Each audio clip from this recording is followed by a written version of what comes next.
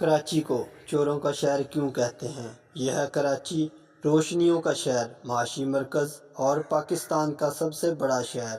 مگر اس شہر کے ساتھ ایک جملہ بہت عام ہے: کراچی چوروں کا شہر ہے۔ آخر ایسا کیوں کہا جاتا ہے؟ اس ڈاکومنٹری میں ہم اس تاثر کی جڑیں، تاریخ، حقیقت اور میڈیا کے کردار کو کھول کر دیکھیں گے۔ کراچی 2 کروڑ سے زائد آبادی کا شہر ہے۔ اتنی بڑی آبادی میں جہاں روز لاکھوں لوگ بازاروں، دفاتر اور سڑکوں پر موجود ہیں، وہاں جرائم کا نظر آنا فطری بھی ہے۔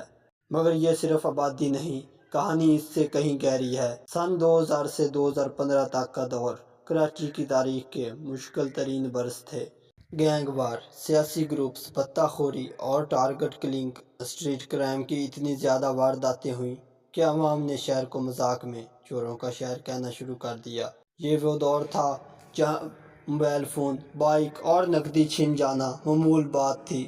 خبریں چلتی تھی: آج کراچی میں فلاں جگہ اسٹریٹ کرائم، فلاں جگہ ڈکیتی۔ دھیرے دھیرے یہ لفظ لوگوں کی زبان پر بیٹھ گیا۔ میڈیا نے چوروں، ڈکیتی کی خبروں کو زیادہ نمایاں کیا۔ سوشل میڈیا نے میمز بنا کر اسے مزید پھیلا دیا۔ جو ایک طنز تھا، وہ آہستہ آہستہ شناخت بن گیا۔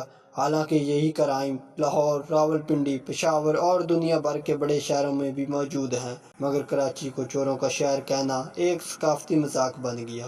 یہ بات بھی سچ ہے کہ کراچی میں آج بھی اسٹریٹ کرائم ایک چیلنج ہے۔ کچھ علاقوں میں موبائل چھیننے، موٹر سائیکل چوری کی وارداتیں ابھی بھی ہوتی ہیں۔ اسی بنا پر لوگ پرانی عادت کے مطابق وہی جملہ دہرا دیتے ہیں۔ اس شہر کو چوروں کا شہر کہنے والے شاید ان کروڑوں لوگوں کو نہیں جانتے جو یہاں محنت، جدوجہد، دوڑ میں زندگی بسر کر رہے ہیں۔ جہاں کے فرشی worker, factory labour, transporters, doctors, اساتذہ، بزنس مین، یہ سب کراچی کی اصل پہچان ہے۔